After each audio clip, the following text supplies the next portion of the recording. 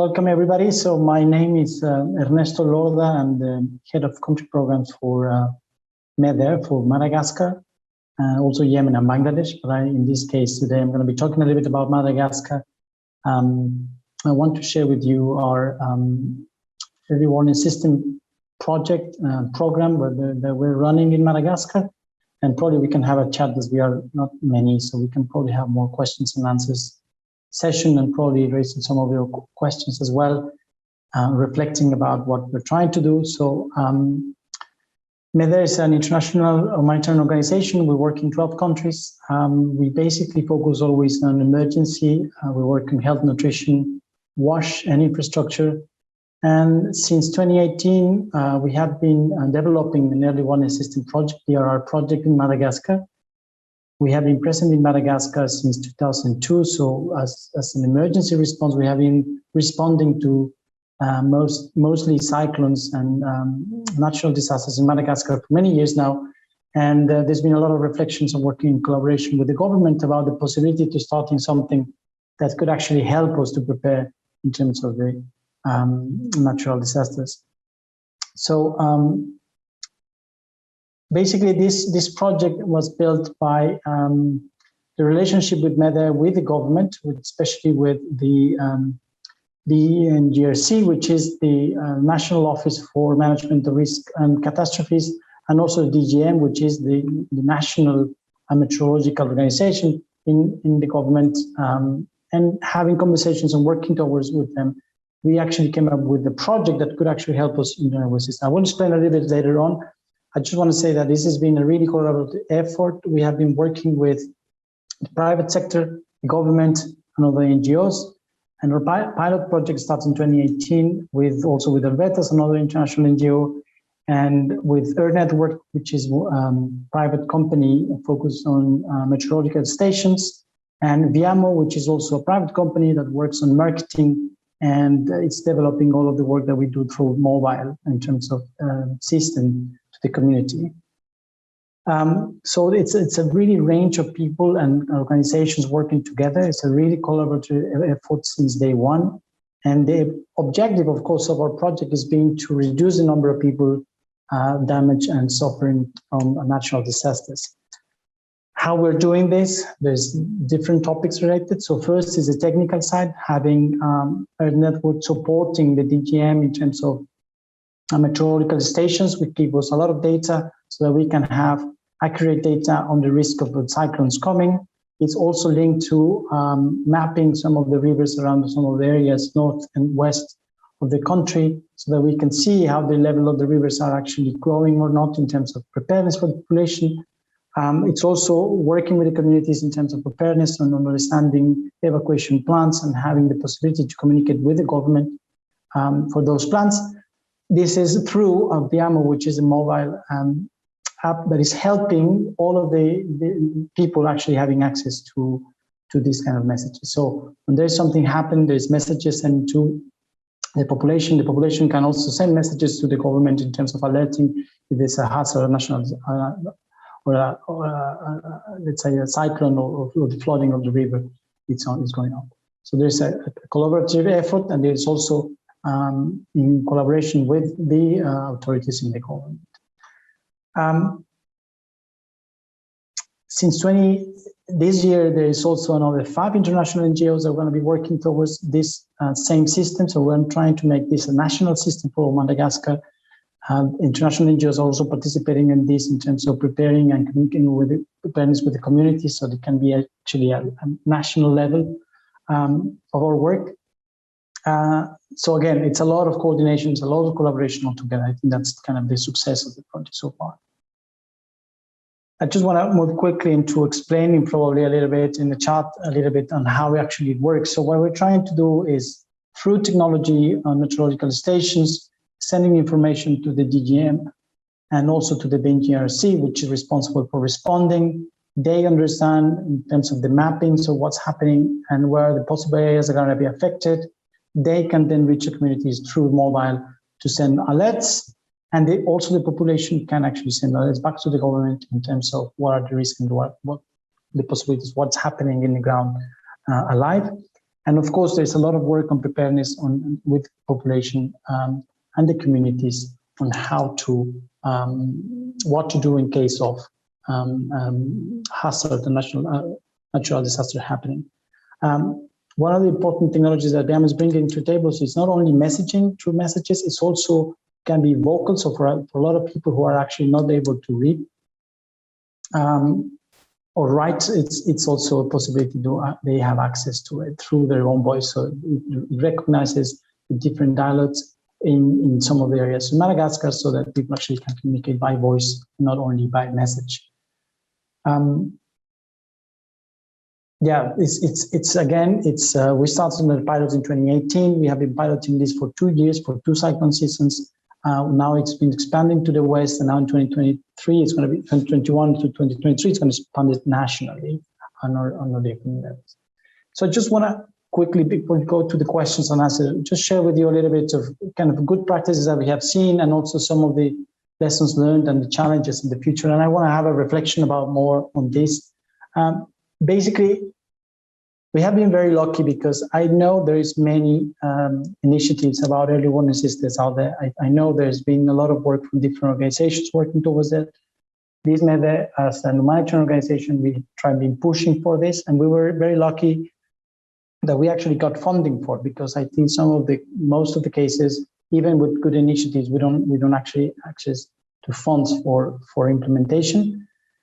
I think as I said, I think the most important piece of this is the whole collaboration and collaborative approach. I mean, this will not be possible, of course, if the government is not buying into the idea. They are not having ownership of the project itself. This is something that needs to be sustainable for the future. This is for the Malagasy government to be able to respond and react. I think it's a good practice as well in terms of how much we have been collaborating with the private sector, so having the private sector involved on importance of the early warning system, and as part of preparedness for actually saving lives. I think it is very important linking government, private sector, and civil society together. It's been key for us. The relationship with the communities, importance of the communities to be aware of what are the risks and the hazards that they might be suffering, the understanding of the possibility response by the government, it's also very important. The community engagement is key, it's basic, I know it sounds rhetoric, but it's the most important part, is the communities are actually able to understand and know what they need to do in terms of something happening. I guess for us, one of the most important lessons learned, and especially the challenges, is in many countries, once the government has the possibility to do a system like this one, how we can maintain and sustain it for the future. So we have in conversation with ECHO and with other partners of saying what kind of the international community can support the Malagasy government to actually maintain a system into the future, how we can maintain communities prepare, they need refreshment of trainings, and how do we do this for the future in the years to come. We need to be adapting ourselves. I mean, I guess this year for all of us has been adapting in terms of COVID. How do we actually do trainings? How do we work with the communities in a COVID time? So just the importance of being adaptable in our own iteration, I think it's key. And also, as a humanitarian organization as Medair is, the importance of playing our own role and letting things go, and the importance of actually getting other actors that have more experience in development to take over from an initiative that came from the humanitarian part into a more development world. So I think it's been a key process for us. I think we're still in that moment. We're still 2 years before the end of our program that we have foreseen. There's still a lot of things we need to improve. There's still a lot of lessons that we have in our project. But for me, the most key aspect is thinking about the sustainability of our actions, thinking about the ownership from the communities and the government itself, and how does that link in terms of sustainability, and what is the role of the private sector that can actually maintain a system in the future.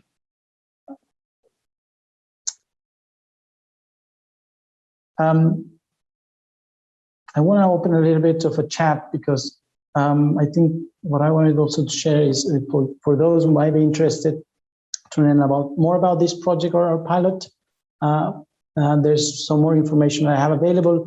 Otherwise, I just wanted to share if there's any questions from your side, or if there's any lessons as well from your side that would be interesting to capture. I think I just open probably the floor for those if you wanna share any questions. Hi, Ernesto. Can you hear me? Yes, I can. Yeah. Hi. This is Jana speaking. I'm working for the Danish Refugee Council in East Africa, and I'm the climate adaptation coordinator. And so that was very interesting. Thanks a lot for the experience sharing. And I was just wondering, so you established an early warning system in a project region, I assume.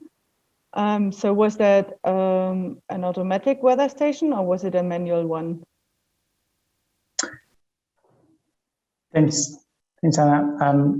It's so we established two actually automatic meteorological station. So they are all connected now with the headquarters of the GM, the government. So everything is automatic now. Everything it's automatic. So there's no need for manual interpretation of any of the data. Everything goes directly to the systems. Yeah. So that's one of the.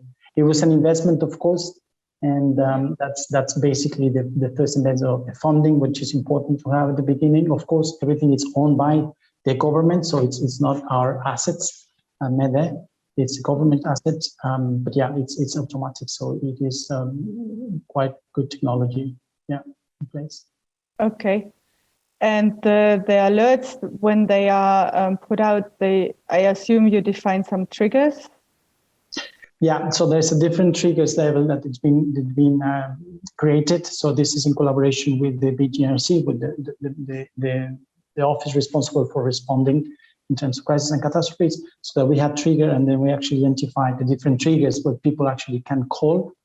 The actual system is open 24/7 all of the time, because the idea is that people actually can get messaging and information about any single moment. So there's a lot of information. A lot of the information that we're trying to send to the communities is all of the time happening. So they're receiving a lot of information about preparedness, about the importance of where are still the areas that we want to, in terms of evacuation or in terms of movements, etc., etc. So they actually have access all of the time. And then depending on the triggers, it's how the government actually reacts in terms of our response. But they have access all the time to it. So. Yeah. So. Sorry, I just keep asking, but anybody, please interrupt me, otherwise. Go ahead. So how do you communicate these alerts to the people on the ground? How is the communication working? So it's all by mobile. So what we identify is even in the more poorest areas of Madagascar, more than 60% of the population actually have at least one phone at home. So it's everything by mobile. The system that we're using is we actually convince all of the private companies that it can be used in all of them. So it's a free system, and it goes to all of the different suppliers. So if you use Orange, or if you use a different company, all have access to it, and everything is actually got to their own phones, so the telephones. Yeah. And you developed together beforehand with the government and the communities some kind of contingency plans, action plans, I assume. Yeah. So there's exactly. So there's the whole preparedness. So once we have the meteorology stations and we start actually having the whole risk mapping in some of the areas about the different floodings, then we start actually having the whole part of the community's preparedness and work about where are the areas that actually could flood because of the cyclones. Then actually we improve it with actually also fires. So now we also have the possibility about where are the areas on fires and how people can identify them. So it's been it keeps improving and updating. Once the preparedness happens, also we develop the the symbol signals that are going to be used with the communication, agreeing that with the government, of course, and then finally start having the use.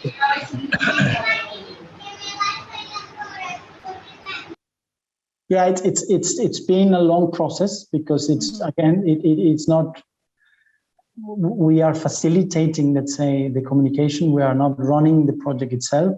So it's been a lot of back and forward in terms of actually approving all of the different messaging, the way it should be, even about the languages and the different dialects that is used. That was also all in consultation. Yeah. Mm. And you said you established it in 2018, or you started 2018. So based on your experience and from the last 3 years, can you already say some kind of monitoring, evaluation, success stories, how the system has contributed to an improvement of the situation in the region? Can you already say that, or is that too early? We did have. I mean, this. Thankfully, the two last cyclone seasons haven't been that impactful in Madagascar. Unfortunately, in Mozambique have been. So thankfully, we haven't been super tested in terms of the. But we actually did it last year in 2020 with some floods in Madagascar. So it was the first time we were putting actually on play, and I think it went relatively well. There was a specific of one area in the north that we were focusing. That's where we started in 2018. And so there was a lot of still things that we needed to change, improve, and tweak because they were not ready.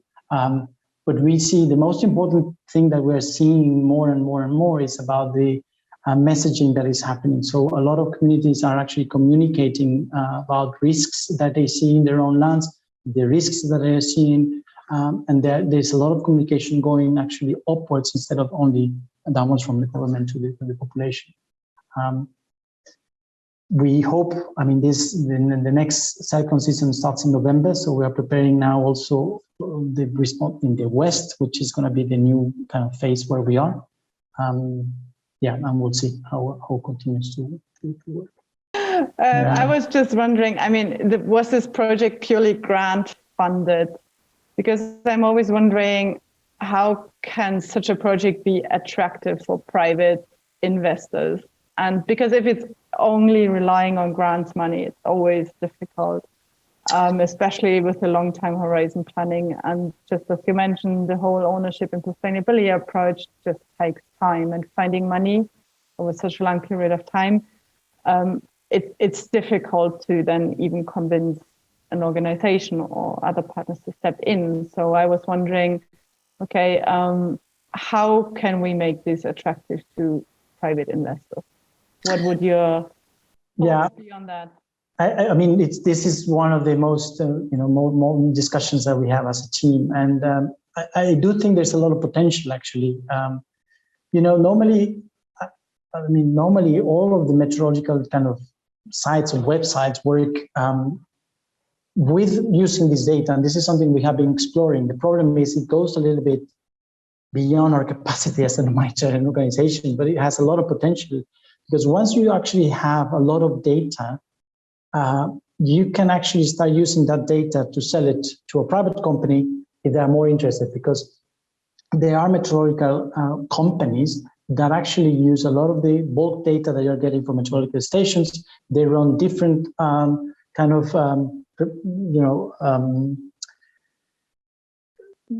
they can run different scenarios, and they can actually sell that data to companies that are, for example, in Madagascar. So if I'm an investor in a meteorological company in Madagascar and some of there is in the north, it's in my own interest to understand what are the risks that are going to be happening to my own company, or for crops, or for et cetera, et cetera. So there is a possibility of that. And the government would have the possibilities to sell that data to other companies. So there is a component of sustainability there, which I wish as an humanitarian we had more capacity and more technical knowledge to actually explore it, because I think that's the only future, basically, is the governments themselves, they need to be able to use the data they have, sell it to private companies so they actually can fund kind of operating a system like this one.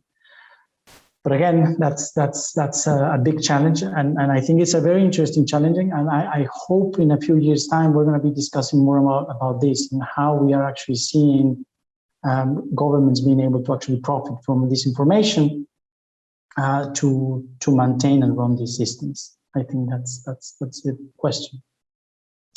64 million question. Yeah, hi. This is Sadiq. I'm talking from India. I have been hearing your presentation since quite some time. It's really interesting. I wonder whether you could please enlighten on the early warning system, particularly an environment setting where disasters like floods are very common. So what would be the cost-effective solution ways to create a awareness as on the early warning system and practically adapt the technology or the system at community level so that the local government be in the position to facilitate to make a very cost-effective evacuation, safe evacuation of the community.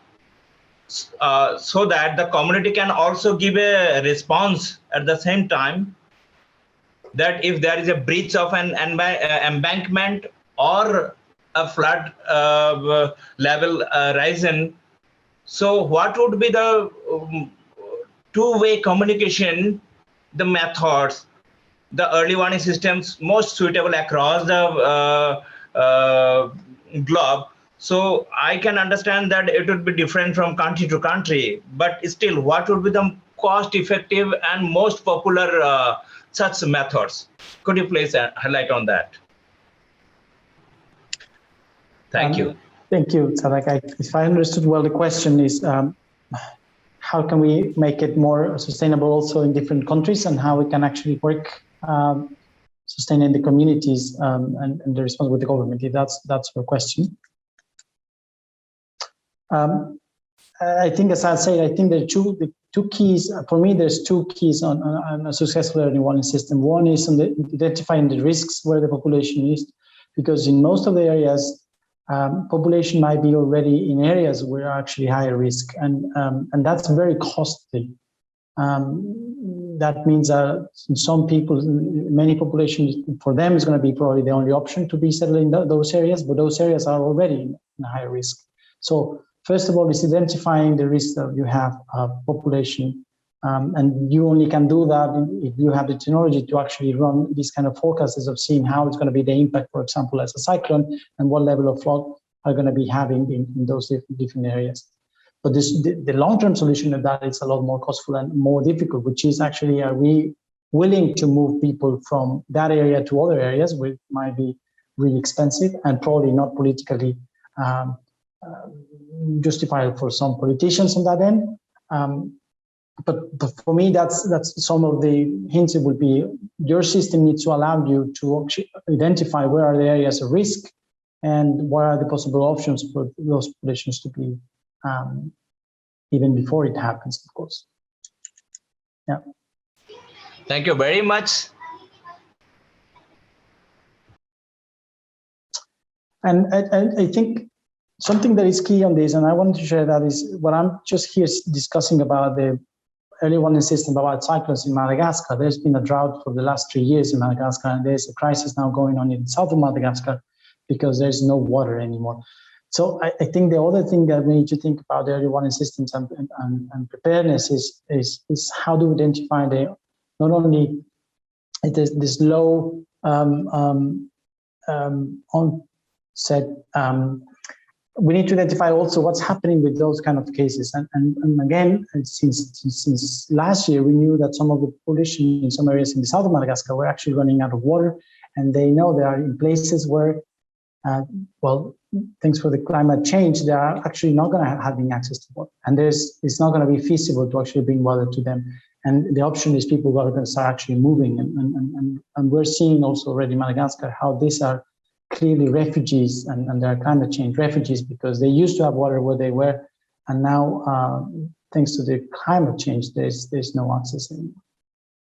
Anyway, so I just probably I want to kind of share that as well as a reflection. Is we see it in Medair as if we don't act now, we start not investing in these systems. We're not investing about understanding how people are going to start moving. As everybody has been saying, there's going to be more and more displacement, there are going to be more people suffering from harsh climate that we could probably have prevented if we acted before.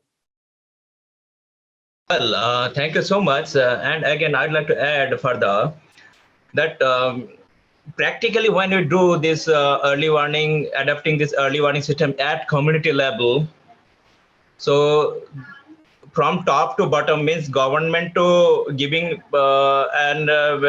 information from government to community is easier because they have a system, they have a protocol, and also there is a mandate, and they have technically they are rich, fine. But at the same time, the community, as the community people have different mindset, they are not organized, and they have their daily routine, and they are not very well to do in the early warning system, adapting the early warning system and to measure these things. And they're although they are socially committed, but they are not in the position to disseminate the information at the right way, at the right time. So that's a question, and it's a information technology age. Now everybody have mobile phone, everybody have these things, but controlling these things, stopping the rumors, and passing through the right information to the right person at the right time is a challenge.